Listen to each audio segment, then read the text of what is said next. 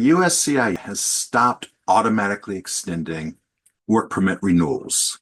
And in between, I guess you don't have a work permit. Given that USCIS can take several months to issue a work permit, in fact, they had started giving automatic extensions of 2 years because it was taking them that long and longer to issue a new work permit.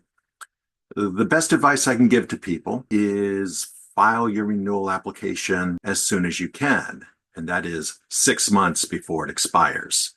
If you're a client of mine, I would ask that you come into the office a few days at least before your work permit is going to expire, just to make it easy on us, just to make sure that we have everything we need and that we're not on vacation or something, nobody's sick, anything like that. Just, safe than sorry.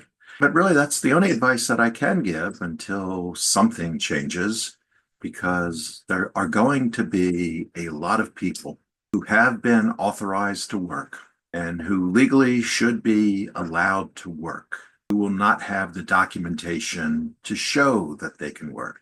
And what I have found in the last several months is that employers have become a lot more sensitive to the idea of people not having current work permits. I've had a number of clients come in whose employers were giving them a hard time because they kind of filed for their extension, or really their renewal, at the last minute. And so we had not yet received even notice of the automatic extension.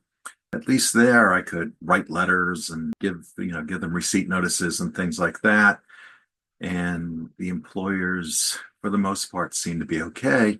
But now I'm not even going to be able to do that because, again, there is no automatic extension.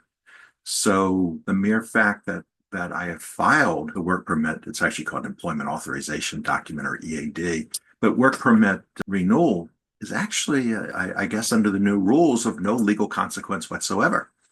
So again, I guess the best advice is to file as early as you can.